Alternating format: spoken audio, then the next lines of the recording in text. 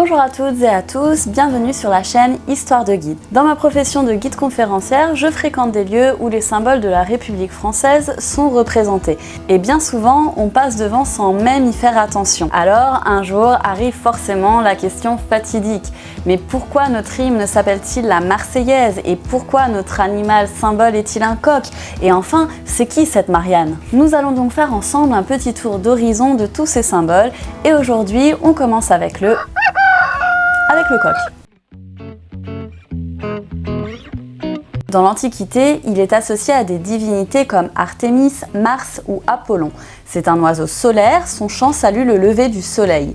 Pline écrit même que les coqs sont les maîtres du monde, car c'est en fonction de l'interprétation de leurs actions que le sort des guerres se décide parfois. Pourtant, le coq n'a pas toujours été assumé comme symbole, il a même été subi pendant de nombreuses années. À une époque où la Gaule se bat contre les Romains, ceux-ci trouvent très drôle que le mot latin gallus désigne à la fois l'animal et le gaulois. Il y a alors une véritable assimilation de cet animal au peuple gaulois. César, dans sa guerre des Gaules, compare la manière de se battre des Gaulois à des combats de coqs. Un peu plus tard d'ailleurs, Suétone se moquera de Néron, qui pensait chanter divinement bien, en disant qu'il chante comme crie le coq et qu'à force, il va finir par réveiller les Gaulois qui vont envahir l'Italie.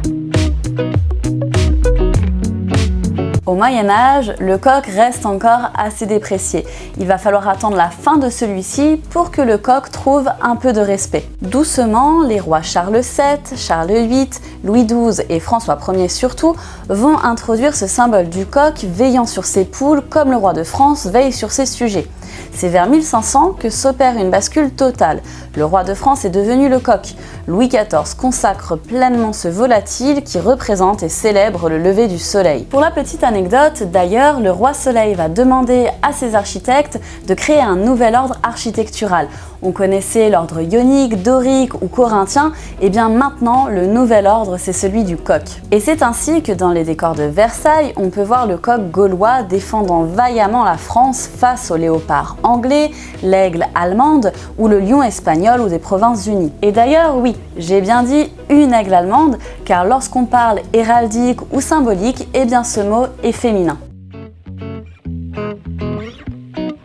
Alors pourquoi on l'aime, pourquoi on le déteste, que l'on soit partisan ou que l'on fasse partie de ses détracteurs, finalement le coq n'indiffère personne. Alors évidemment, les rois de France ne vont prendre que les bons aspects de l'animal, à savoir le courage, la vigilance, l'audace, il affronte des animaux plus forts que lui, il est généreux, il partage avec ses poules la nourriture trouvée, il est fier et fertile. Mais ces qualités peuvent devenir des défauts pour les ennemis du royaume. Aussi, on dit du coq qu'il est libidineux, fortement sexuel, jaloux, envieux, ridicule, et comparé à l'aigle germanique, il a l'air bien faible.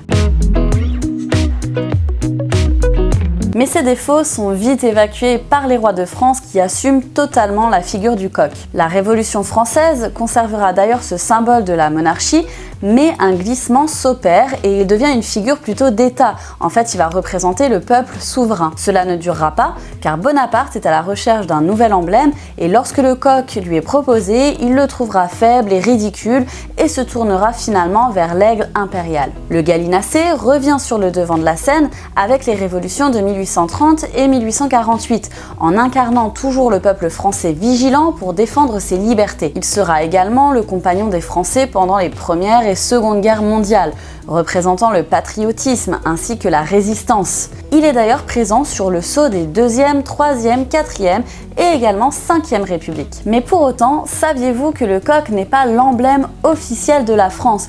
En effet, il n'existe qu'un seul emblème officiel et c'est le drapeau tricolore. Peut-être n'est-il pas choisi par les politiques à cause de son côté trop associé à la campagne, à la ferme, et que dans une France très urbanisée, finalement, pense-t-il peut-être que nous aurions du mal à nous identifier à cet animal? En tout cas, ce qui est drôle, c'est de constater qu'au 19e siècle, le chant du coq dans les campagnes est encensé par les auteurs dans leurs œuvres.